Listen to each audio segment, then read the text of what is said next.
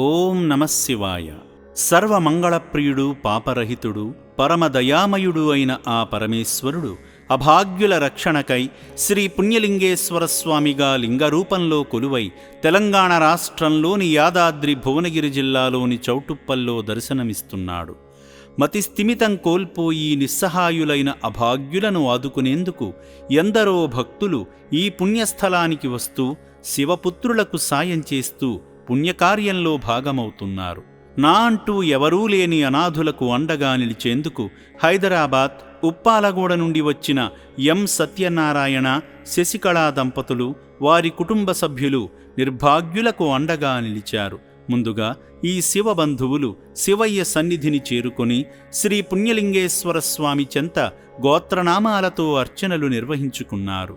భక్తులు ప్రగాఢమైన దైవభక్తితో శివయ్యకు స్వయంగా జలాభిషేకం చేసి అపురూపమైన అనుభూతిని పొందారు. ఓం శ్రీ పుణ్యలింగేశ్వర స్వామినే నమః.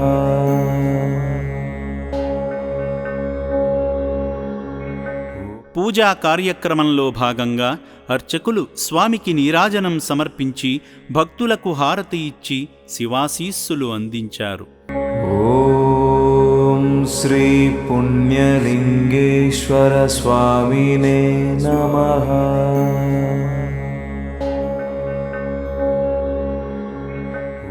అనంతరం ఆలయ ప్రాంగణంలో జరుగుతున్న హోమంలో పాల్గొని మొక్కులు తీర్చుకున్నారు.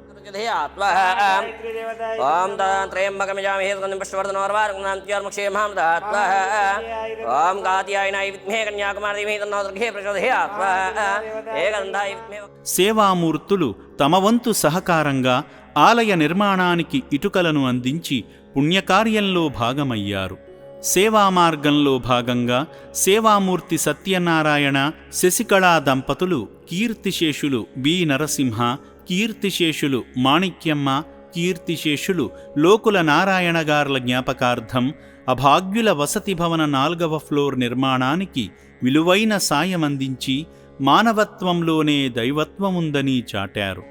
మానవత్వంతో అభాగ్యులకు అండగా నిలిచిన సేవామూర్తి సత్యనారాయణ గారి కుటుంబానికి ఆ శివయ్య ఆశీస్సులు ఎల్లవేళలా ఉండాలని శ్రీ పుణ్యలింగేశ్వర స్వామి పుణ్యక్షేత్రం కోరుకుంటుంది. ఓం శ్రీ పుణ్యలింగేశ్వర స్వామినే నమః.